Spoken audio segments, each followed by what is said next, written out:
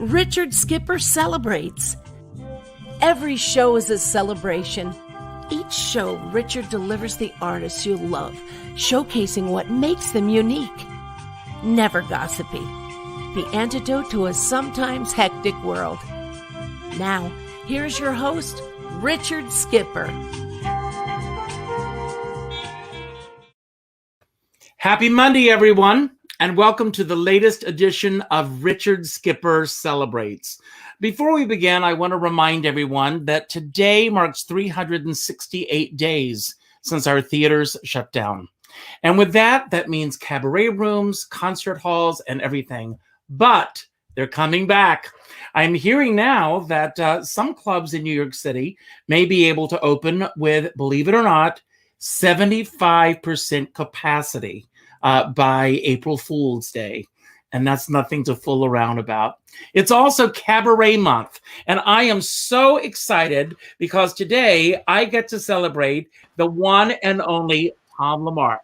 Now, Tom and I have not seen each other in probably, I guess, 25 years. Is that right, Tom? Yeah, maybe not that many years, but it's been a lot of years. It's been a long, long time. But I want to put a shout out to our mutual friend, Jeff Gans, who said, you know, consider having Tom on the show. And that was a no-brainer. I reached out. You said yes. I'm thrilled that you're here. As I said in my introduction, today, unfortunately, marks 368 days since our theaters shut down.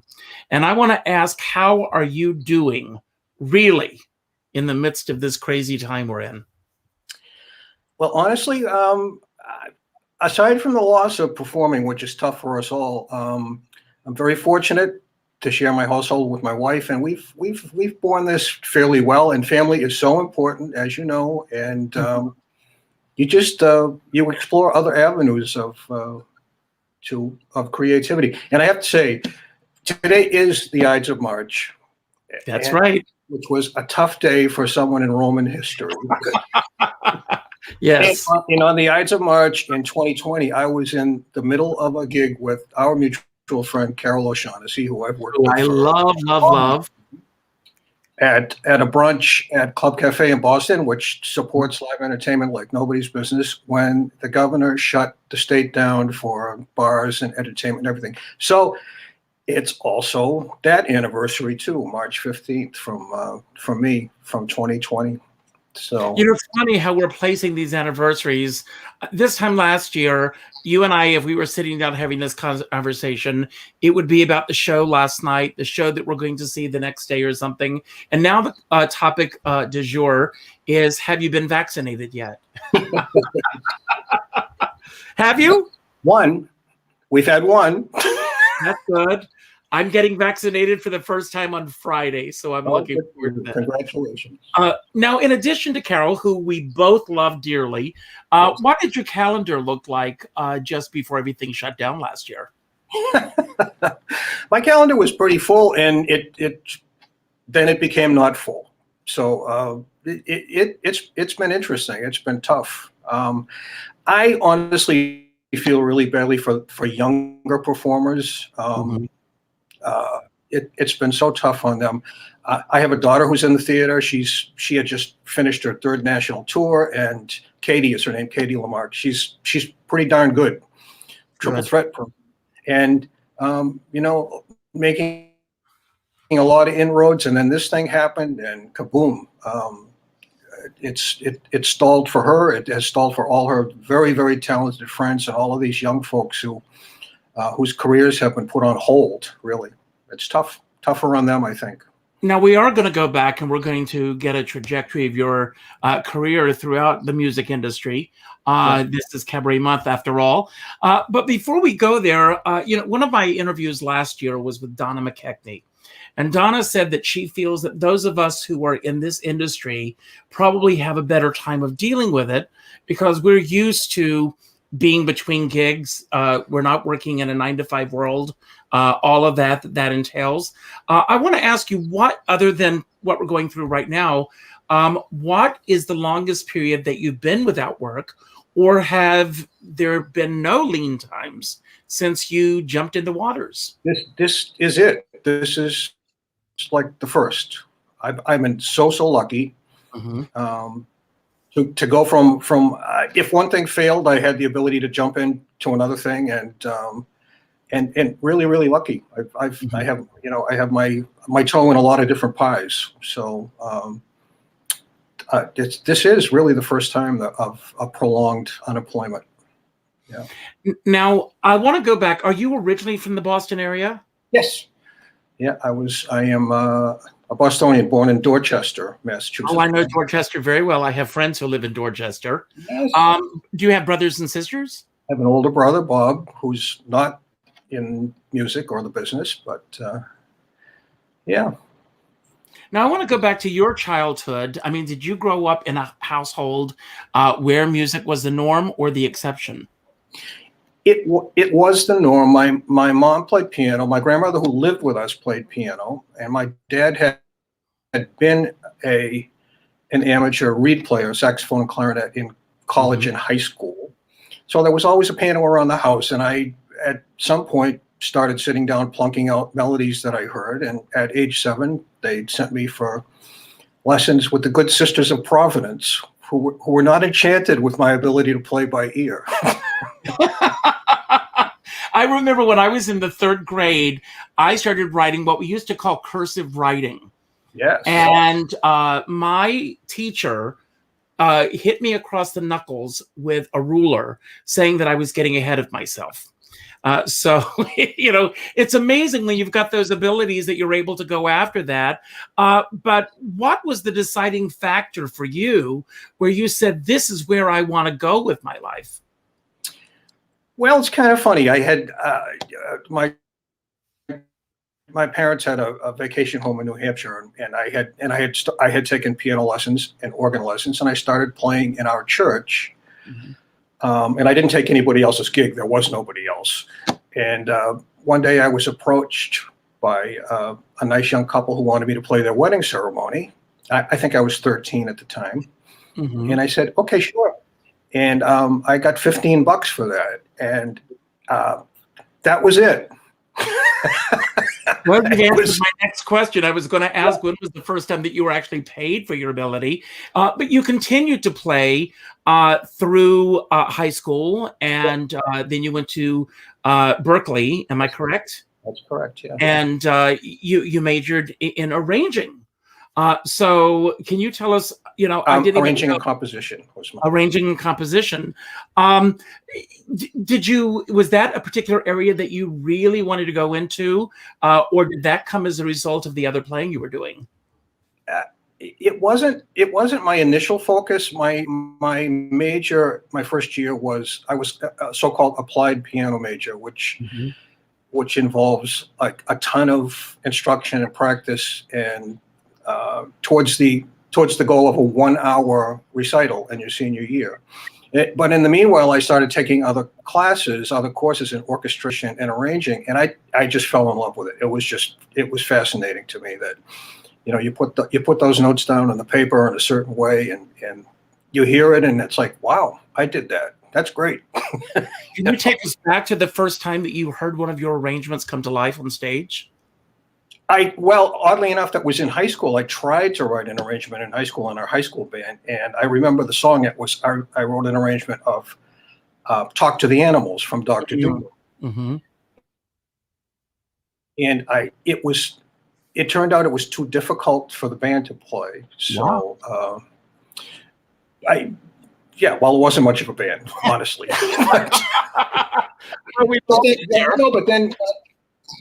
But when I got into Berklee and I started writing, and of course you have your lab bands play your stuff, and also I worked at a summer resort in New Hampshire when I was still in high school and into college, and I started to write.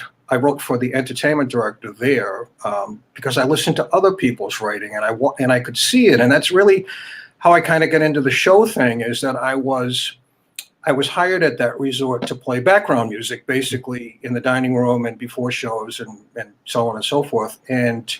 But I loved going to every Monday night. They had a professional show, like a variety show, and it was a real variety show. Could have been a juggler or a magician, singer, you name it. It was like a mini Ed Sullivan show. And I used to love to go and watch the rehearsals and listen to them and see how it was done. And my next summer there, my second summer there, I was 18, and I had played for the entertainment director too, accompanied him, and I sort of got the idea. And he said to me one day, "Be here tomorrow at 2 for a rehearsal." And I said, "Rehearsal for what?"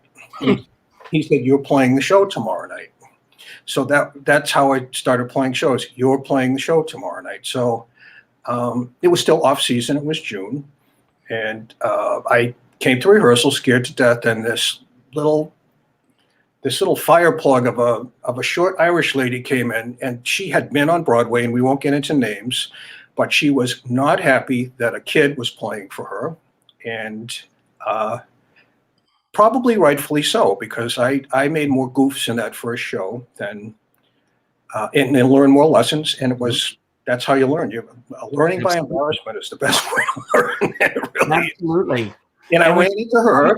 I ran into her probably 14, 15 years later when I was working on the cruise ships, and I was conducting the shows on the Rotterdam on the World Cruise, and I saw her name on the roster.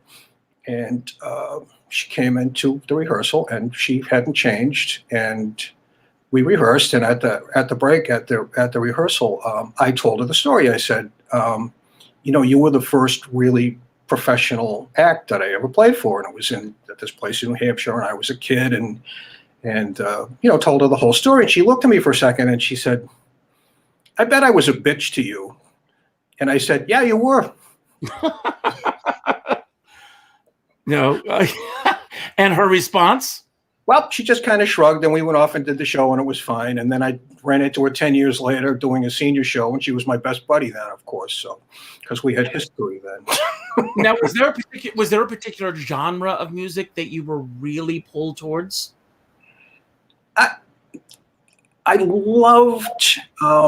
I learned to love big band jazz. I just loved it. I don't think there's anything more thrilling than hearing a big band like roaring away in front of you. But I loved show music too. And this is so important for parents and grandparents. When my brother and I were probably in early high school years, they took us to see a performance of Fiddler at the Colonial Theater in Boston, and that was I remember that to this day too. It really made an impression. And when my two girls, Marion and Katie, were very young, we took them to the North Shore Music Theater in Beverly here to see David Coffey in A Christmas Carol. And I think they were absolutely mesmerized by it. And I think that's probably when my daughter Katie caught the bug to do this. It was so it's really important, I think, for people to take their kids out and expose Absolutely. them. And I'm glad you said that. And it's also great to see the theater through their eyes and to see the way that my older daughter Marion at intermission at that performance would not leave her seat. She was just taking everything so much, just the lights and the scenery and the whole thing. She absolutely would not leave the seat. "Come on, Marion, let's go get a." No, she wouldn't. She just had to. She was just, "I'm not moving. I don't want to miss a thing." And Tom, as you were listening to music, you started arranging. Were there particular arrangers that you really gravitated towards that you wanted to emulate? In addition to that, I want to ask, who were some of your mentors along the way early on in your career who really made an impact? Yeah, there's great arrangers that I love. Nelson Riddle, who did a lot of the Sinatra stuff, was just phenomenal, and wrote a great arranging book. I have his book; it's wonderful.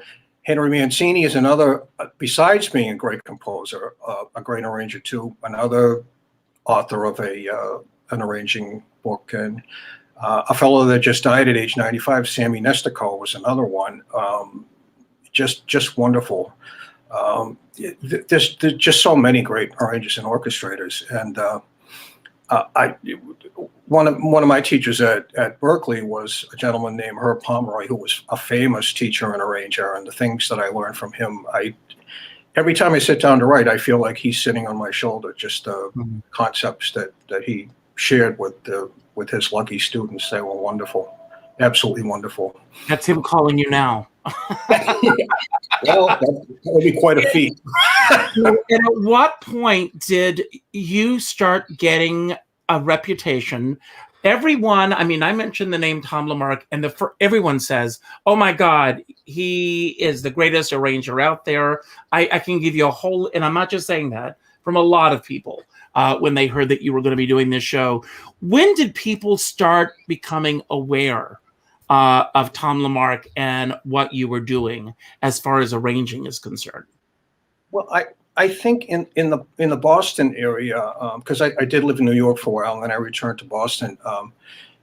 When I started working, well, as the business changed, I used to have a very busy band business, which of course is non-existent now. But when that started to change, opportunities arose to start working with people like Carol O'Shaughnessy and Jan Peters from here, and they were interested in doing recording projects. So we started working on things and started doing shows, and that, I guess that's kind of how the word spread here that I could do this kind of thing, and I love it. I absolutely love it. And believe me, there are a lot of wonderful arrangers around, tons of them.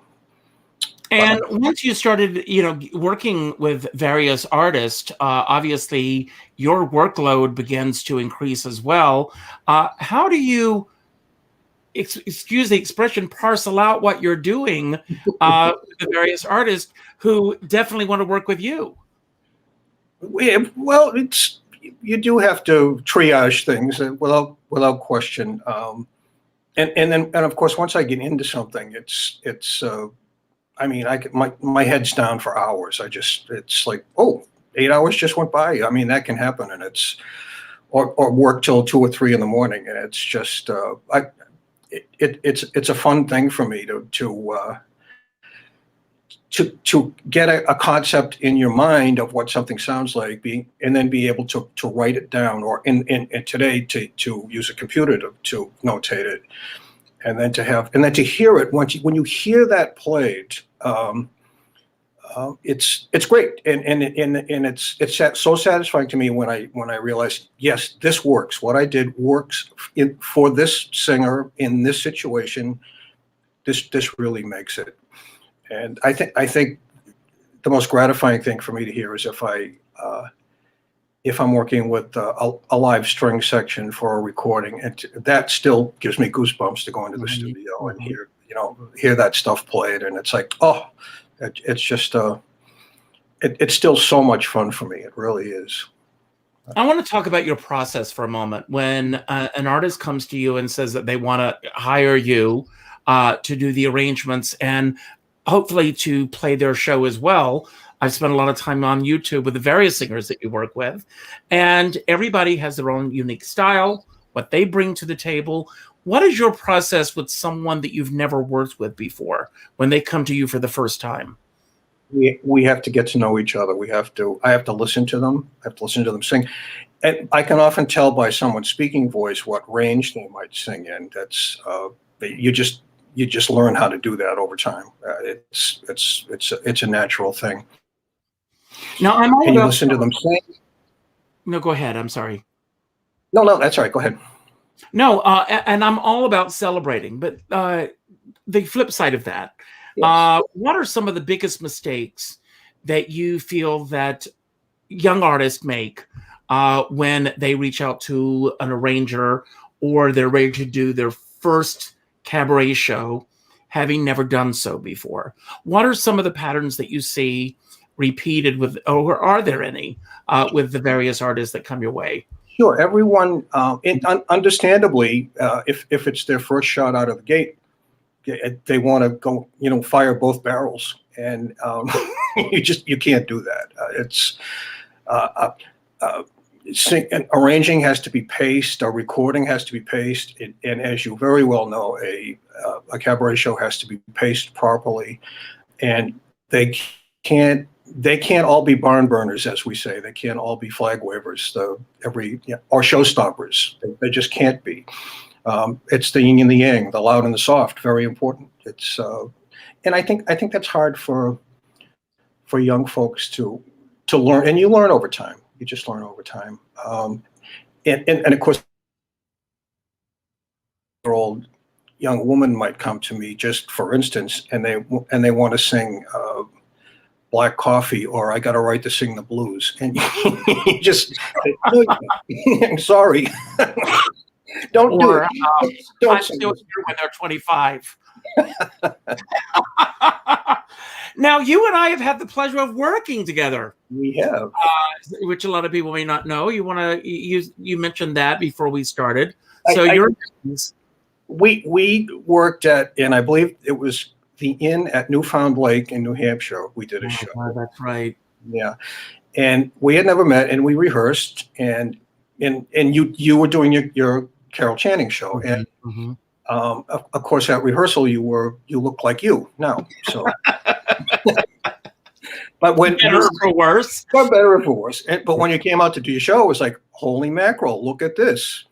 And you were so impressive. I mean, you were so good at what you did, and I didn't realize just how good you were until I think probably 2 or 3 years later I contracted an orchestra for Carol Channing to do a show for a senior outfit that I worked for a lot. So for 3 days, I got a chance to watch and listen to Carol Channing doing Richard Skipper. But no, what amazed me about her was that her whole presentation was so relaxed and seemingly offhand. But for 3 days in a row, I heard her say exactly the same words, but totally differently each day. And to her credit, her great credit, only a great actor can do that and make it sound well. Fun. I'll tell you a very interesting story. I did an event with her many years ago, and they wanted her to do Hello, Dolly, and she had not performed in several years at this point. So I happened to be at the rehearsal. They asked me if I would step in for her to go through the number, and I got up and I sang it in the original key, and this was with the San Francisco Gaymen's Chorus. They applauded me after it was over, thank God. And then I said, now the bad news, she doesn't sing in this key anymore because her voice changed a lot and it got lower as the years went on. And unfortunately, they did not take that to heart and rearrange it for her. And it was a very difficult thing for her to get through. Yeah. But because of her being the trooper that she is, she had the audience eating out of the palm of her hand. Yep. A real trooper when it comes to that. Has there ever been a situation with you where someone has come in to work with you and the arrangements that they may have had are not really suited for them? And how do you diplomatically get it to work so that they're going to be at their best? It certainly happens, and they're totally unaware of it. Of course, they think they have gold under their arm when they walk in, and I feel badly for them that they probably have paid someone who hasn't served them well, and again, sizing up the person is so important to see how blunt you can be or totally diplomatic you can be, and just to make suggestions. And a lot of my fellow accompanists and music directors can relate to this. We are therapists, without a question. We are absolutely therapists. We listen to people's problems, and as a matter of fact, there's a gentleman that used to come to me, and he is a psychiatrist. And he came in one day railing about his problems, and after 10 minutes, he looked at me and he said, "You're doing my job." and I said, "Sure, you're paying for my time, you know." He said, "Well, that's really kind of all we do too." So, but many artists, are doing that on stage with any given performance. You're coming on stage, and you're just putting it out there. You have performed in so many different areas of the business. You've done the smaller clubs, you've done concert halls, you've done cruise ships, you've done theaters, you do private parties, you do it all. Is there a particular area that you really gravitate towards the most, or and I don't mean to demean any of this, or is it another gig for you? I mean, where do you find that you are the most comfortable with the work that you're doing in front of an audience? But in front of an audience, I think as a music director / conductor behind a performer, I really like to do it. If I can be responsible or be helpful in helping that person entertain that audience, that's a wonderful thing to me. And this is the entertainment business. I say that all the time. We're in the entertainment business. Yes, we do music and blah blah blah, but it's really the entertainment business, and that's your job out there. You better entertain, or don't do it. Go away. Good. And since you've come into the business, pandemic excluded from this conversation, what are some of the biggest changes that you've seen in the industry since you first began doing what you're doing? And which of those changes do you think are for the betterment of this industry? And what changes do you think have really hurt the industry? Well, as tastes change, obviously, and that's inevitable, and we can bemoan it, but it's not going to change anything. That's the way it goes. Material changes. When I started doing shows, or as they say, when I learned to so-called cut a show, there were variety acts, as I mentioned before. And this carried out onto the cruise ships too. There were singers. There were comedians. There were jugglers. There were instrumentalists. You name it. There were all of these things. They were all so professional on what they did, and that went away. And it's kind of unfortunate that, but inevitable, I guess. And then because of the skills I learned doing those things, then it was pretty easy for me to move into the cabaret situation and bring any kind of experience that I have. Now, I have to ask, I mean, you are married, you've got 2 daughters, being a dad, being at home. Were you on the road a lot, throughout your marriage, or have you worked, for the most part, within the vicinity of the area that you're in? I know that you did cruise ships, many cruise ships. Yes. What's it like being away, and do you like being on the road? The road, if you're on a luxury cruise ship going around the world, that's a great road gig. Being on the road is not fun. It's never fun. But traveling, airports, connections, all of that stuff, great experiences. And once you get there, and once you do your show, then it's wonderful.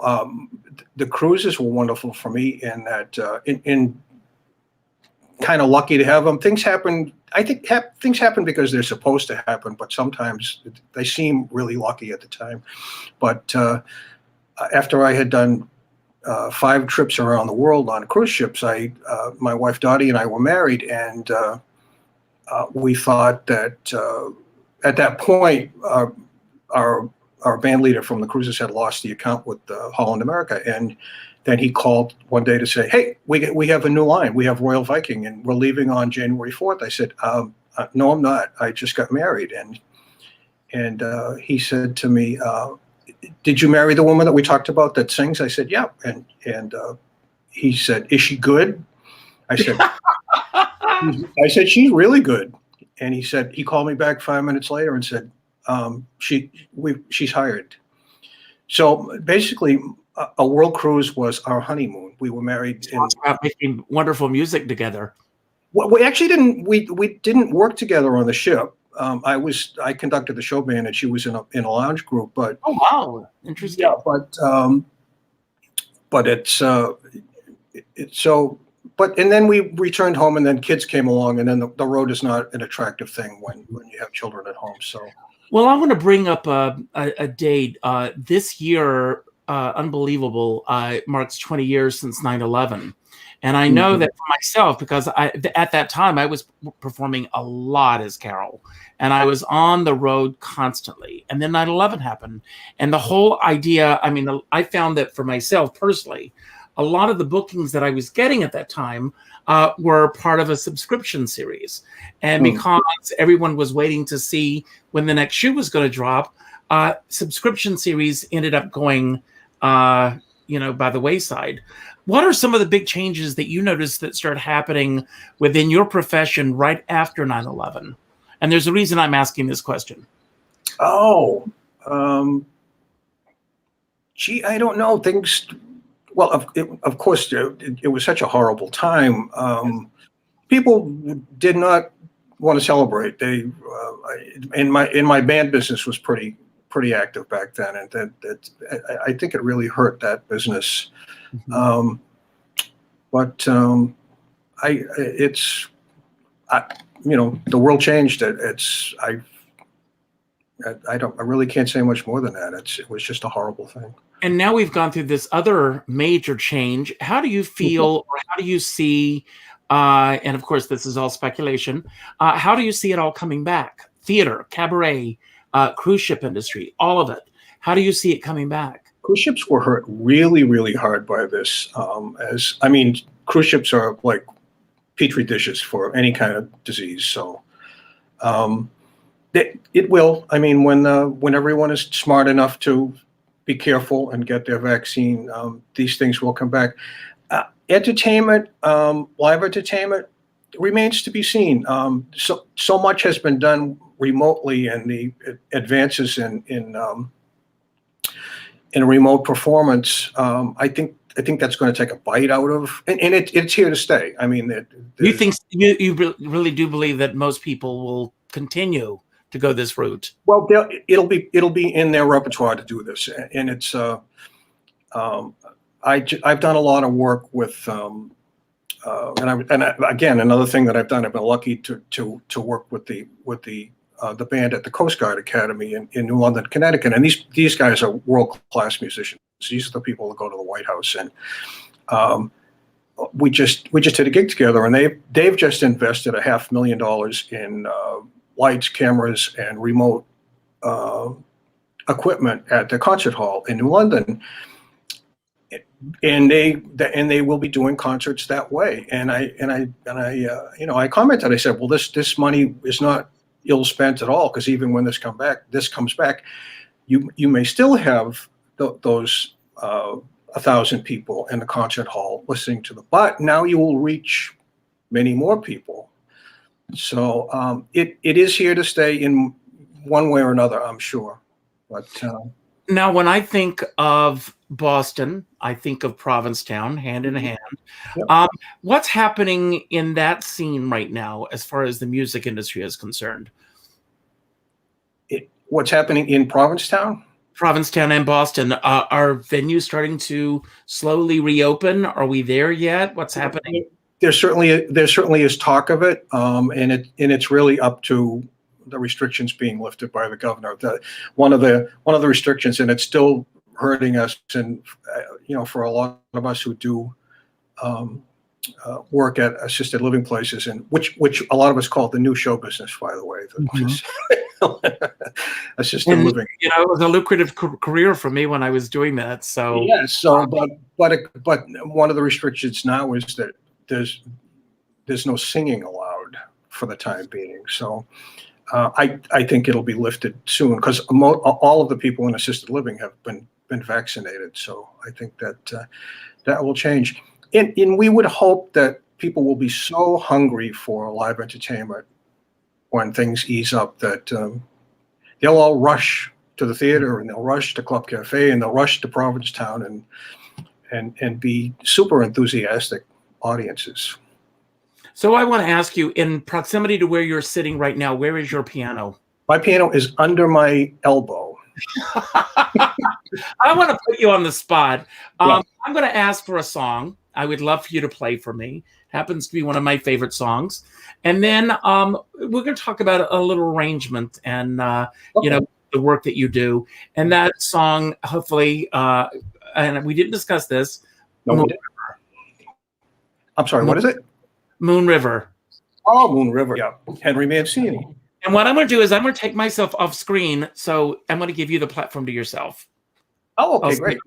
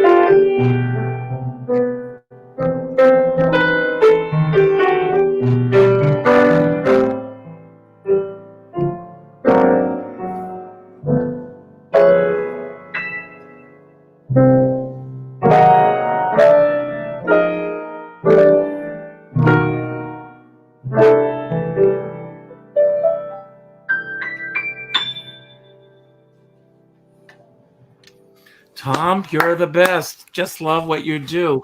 So from the very beginning, I mean, I'm going to ask you what's probably going to be an odd question. What is the strangest request that you've ever received in terms of doing an arrangement?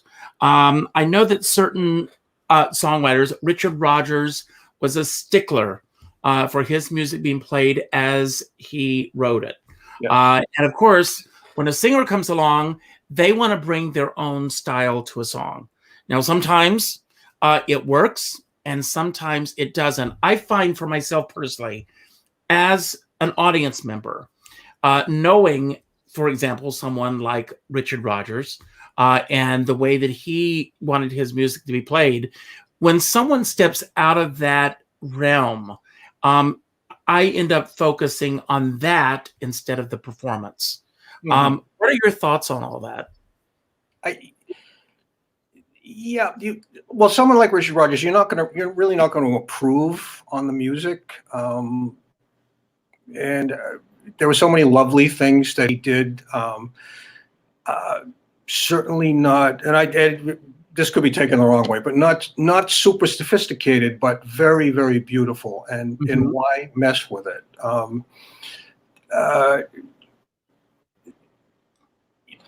Individual arrangements can be lovely, though. So a different tempo, a different key, make a medley maybe with some Richard Rodgers songs together, or another. There are things that can be done. Doing things to be just to be different, I don't see it. Again, it's as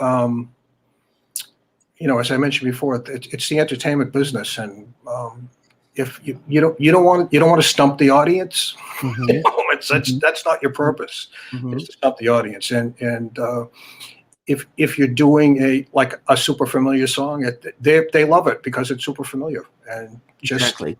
In general, just leave it alone, or don't tweak too much. Now, I want to ask, how much of your career is due to sheer ambition? And I mean, obviously the talent's there. And how much of your career is based on the people that you've met along the way and being at the right place at the right time, word of mouth?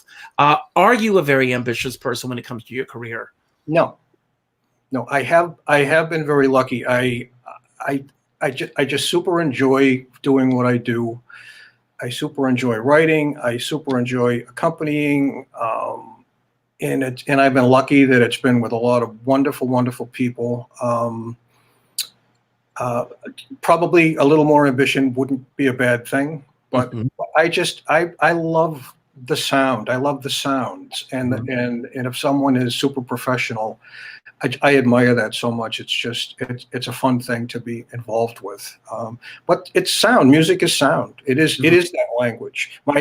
My dad used to say that music is a unique endeavor in that you could take 100 people from around the world who, given they were trained, sit them down on a stage, pass out the music, and in 10 minutes, it sounds like they've known each other their whole lives. And that's a really beautiful thing, that language is truly international, and it touches everyone's souls.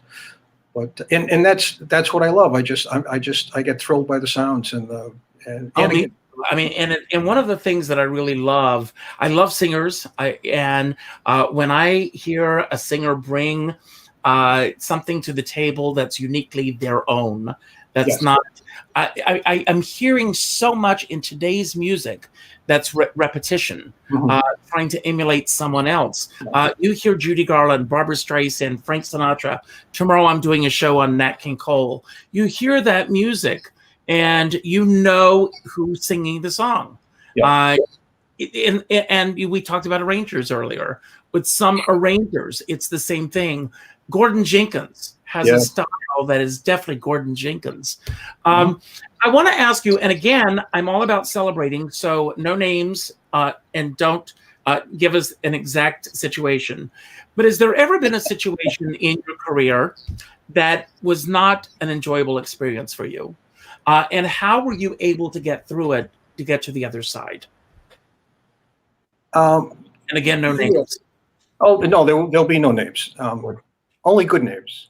No, encountering people who are so totally ego-driven and with nothing to back up their ego. No professionalism. No, it can make for a long day, a long night, a long rehearsal. Then it becomes not pleasant. And you just write it off and you move on to the next one. Every gig's, I like to say every gig's a one-nighter. So you're only as good as your last gig, and let's move on to the next one. So once in a while, not so good. That being said, was there ever a almost in your career, someone that you almost got the opportunity to work with, but for whatever reasons, it didn't happen, that you really regret that it never happened? Some that may have passed on, and if there are others that are still out there, perhaps you'll still get that chance. Yeah, I did end up working with a lot of people who I really admired. The one who I will never get a chance to work with that was probably number one would have been Tony Bennett, but he's just so musical, and just go out there and as they say, shut up and sing. Just like he just walked out on the stage and sang, and just sang great material, and that's the one that I would have really liked to work with. But I did work with people that and it's be careful what you wish for too. Then I did. I mean, I did a lot of jazz gigs. I ended up working with. I was in the Buddy Rich band for a short time, and Buddy was a unique personality, shall we say. There will never be another Buddy Rich in terms of talent as far as drummers go. There just can't be. But he did have issues getting along with people. So, but. Sometimes to be in the presence of a massive mammoth talent is just a wonderful thing. For a while it is anyway. And do you live in I know that your wife sings, you play beyond, but is it a musical household still? Are you listening to music a lot in your household? And who are some of the singers of today that you gravitate towards? Oh, wow, that's a good question of today. I listen to music all the time, of course, because I work on it almost every day. Singers of today, that's a tough question. I do when I get into my car. I have Sirius radio in my car, and I listen to the Sinatra station, and to hear, and there are more contemporary singers that they play on that station too, but to hear those fabulous singers and I think, and you mentioned before that you could tell who they were just by listening to them. I think their strong point, a lot of them, is their phrasing, how they phrase things differently, and that gives them their unique sound. On top of, obviously, people sound differently, but phrasing is everything. It really is. Now, we've already talked about the arrangements that you admire, but is there a particular arrangement by any of the arrangers that we've mentioned or have not that you go, I really wish that I had written that arrangement, and why? There's one that gets me every time, the Nelson Riddle arrangement that he did for Sinatra on Under My Skin is a classic. Well, first of all, he knew how to write for Sinatra, and Sinatra knew what he wanted too. He was very demanding, and he knew, not in a schooled way, but he did know music. He knew classical music. He would meet with arrangers and say, I want this to be like Debussy, or I wanted this to, so he would know. But Nelson Riddle knew how to write for Frank Sinatra and give him the space but he knew how to build an arrangement so that it's just smoking at some point. It's just it's a great thing. It's just, and it's a hard thing to learn too when you're arranging. Is just start small and let it build. That's what thrills people, to hear those things like that. That he's one of my favorites for sure. No, go ahead. I'm sorry. Well, you mentioned Gordon Jenkins. He's totally different style, very lush, very big and dramatic and orchestral, and that's gorgeous too. Absolutely. It's a great album, and I will say this to everyone, and maybe you're familiar with it, Tom. I'm sure you are. The Letter, Judy Garland. Mm-hmm. And it was a very specialized album, and it's all Gordon Jenkins arrangements. Yep. Have you ever heard it? I have. It's been a long time since I've heard it, but I have, yeah. Just amazing. Now, you mentioned earlier that your daughter is a triple threat. Are both of your daughters musically inclined? My other daughter, Marion, and she was named Marion because my mom was Marion and my wife's mom was Marion too.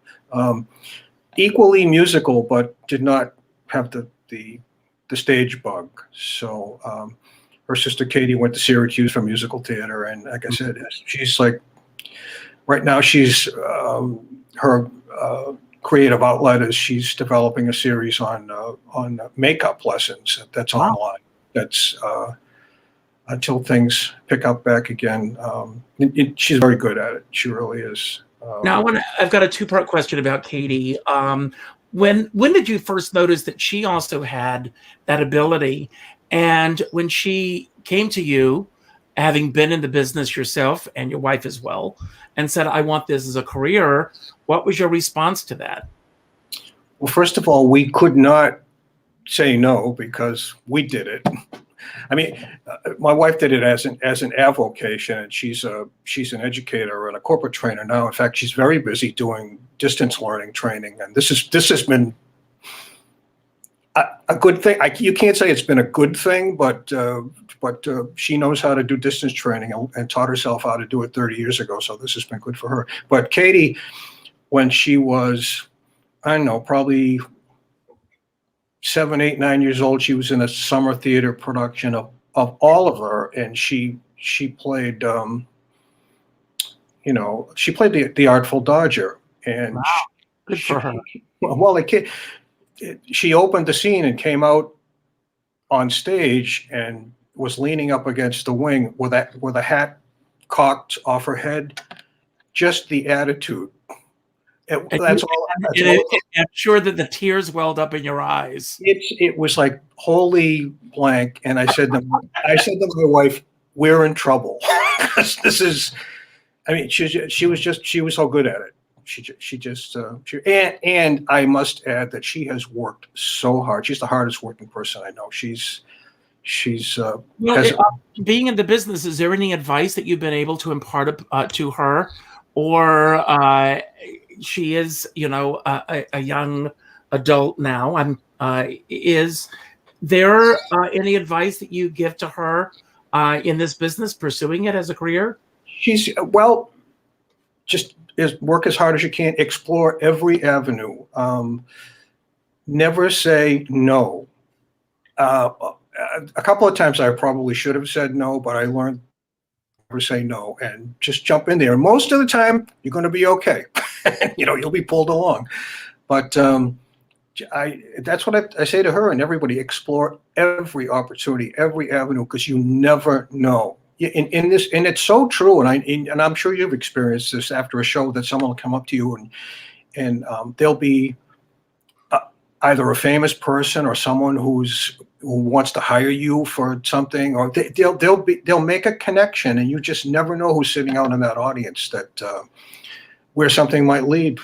I had a corporate account that working with a group of 4 Broadway style singers that lasted for 20 years, and these people took us all over the country to Pebble Beach and all these big golf courses for these business seminars, and that came from me playing in a band in Boston's North End at a festival. And a guy came up to me and he said, do you have a card? I need a rhythm section. I'm in town with a convention and I need a rhythm section for tomorrow night. And we went and did the gig. Come to find out, his wife was a booking agent from San Francisco. And 2 years later, we got a call. Hey, do you happen to we're looking for, a Broadway group that does things, maybe 4 people. And I said, yes, I do. And it turned out to be a great account. 20 years it lasted. So you never know under what circumstances who's sitting out there listening. You have to bring the A game all the time. I'll share a great story with you. Tammy Grimes and Larry Kurt were doing Jubilee, and she was getting pretty jaded later in the run, and she was tired of doing it. And one night, Larry Kurt went up to her and said, "You're not going to believe who's in the audience tonight." And she's, "Who?" He says, "I'll tell you later." So during an intermission, she comes to him, "Who's in the audience?" He says, "I'll tell you later."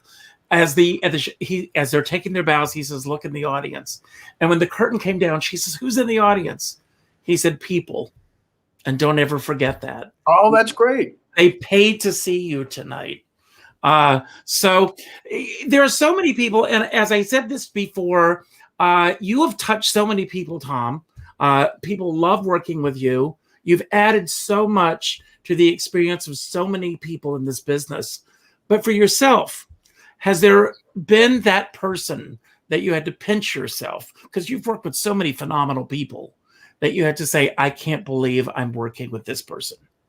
I think that happened a few times when I was doing the cruises. And one of them that really surprised me was Anthony Newley, who going in, I never cared for his voice. I thought it was strange.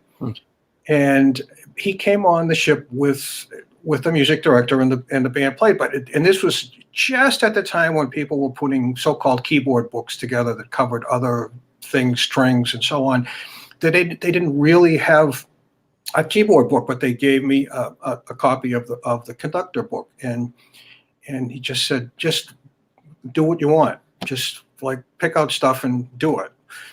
And he just was astounding, I have to say, as a performer. I could hardly pay attention to what I was doing. I just stared at him. And I don't know what it was. I really have no idea what it was, but he was obviously so relaxed. But when he got into some really heavy stuff, it was so, it was so, and I shouldn't say heavy, but he had a medley of torch ballads that was just heart-wrenching, and it was so well done. And he just blew me away as a performer. It was great, but never leaving it down, because you never want to leave them down. Well, beyond the obvious that we've discussed today, the music being at the very top of the totem pole, what still excites you about this business? Well, I just have to say it again. It's the sound. I love sound. I absolutely love going in a recording studio, listening to the sound. It's quite exciting for me. It really is. And another thing that I find pretty cool too is you never stop learning. First of all, you never stop learning about arranging. You never stop learning about accompanying. You never stop. Music is it's an endless thing. You and I will never live long enough to learn everything there is to learn. And of course, you have to be open to it. You have to want to learn it. And again, it's the old saying: the more you know, the more you realize you don't know. And it's so great to learn, and to learn new music too. I think it's great when a singer comes to me and I know thousands of songs off the top of my head, which is no big deal. A lot of my friends have the same ability, but when someone brings something to you that you've never heard before, I think that's great. It's like, wow. And if it's good, of course, but that's a lot of fun too. But just the sound, it's the social aspect of it is wonderful, and the camaraderie, and as they say, the hang is the thing. The hang after the gig. That's right. And what's next for you, Tom? I'm sorry? What's next for you? What's next? I've tried to learn during this period, and I'm learning a new recording program that I will get into that further, and I'm learning more stuff about my notation program, and I just want to keep working with people. I just it's just a lot of fun. That's it. I just want to keep working and keep learning. The learning is so much fun. It really absolutely. And I hope that you and I get the opportunity to perform again at some point in our careers. Yes. I want to thank you so much for being here. Jeff Gans, thank you for suggesting this interview today. I've had a blast. Tom, I hope you have too. I want to let everyone know, if you are around tomorrow night at 7 o'clock, today, it's Wednesday, I think, is Nat King Cole's birthday. And I'm going to be sitting down with Will Friedwald, and we're talking about his latest book, Straighten Up and Fly Right. Nat King Cole. I'm so excited. I have to show you. This is part of the research I've been doing on this book. I mean, talk about a comprehensive book. Do you know Will? Have you worked together, Tom? No, I do not. But that looks like a great book. I love to read, so I'm going to put that on my list. I highly recommend this book to everyone. I want to thank everybody for being here. We now are streaming exclusively through YouTube. So all of you who showed up today, please, please, please leave a comment on the YouTube channel. By doing so, what that does is that increases the visibility of this particular interview. So your comments are very, very important. I hope that you'll subscribe to the channel. I'm all about celebrating artists and their body of worth, as we did today with Tom. I also end every show by telling everyone to go out and do something nice for somebody else without expecting anything in return. Go to your Facebook friends list and go to the 6th name that pops up and pick up the phone and call that person. Not a text message, not an email, not a private inbox, but a phone call, and let them know what they mean to you. As our dear friend David Friedman says, we're all in this together, but we're not in the same boat. And everyone's going through a lot right now, and you never know what someone else is going through. So please, please, please reach out and keep the music flowing, for God's sake, everybody. And Tom, I'm going to give you the final word. Anything that you want to expound upon that we did talk about today, anything that we didn't talk about that you wish we had, or just any message that you just want to impart to everyone? Oh, I just encourage people so much to get out of their comfort zone, to listen to music, to listen to different kinds of music and different performers, and it's a phrase that I've learned to use fairly often recently, is to build your vocabulary, build your musical vocabulary, build your performing vocabulary, and stand on somebody's shoulders who knows what they're doing. Don't do it the hard way. It can be easier. Well, Tom, thank you so much. Now go and hug your wife and your daughters. And again, keep the music flowing. It is Cabaret Month after all. I'll talk with you later. Thank you, Richard. Thank you.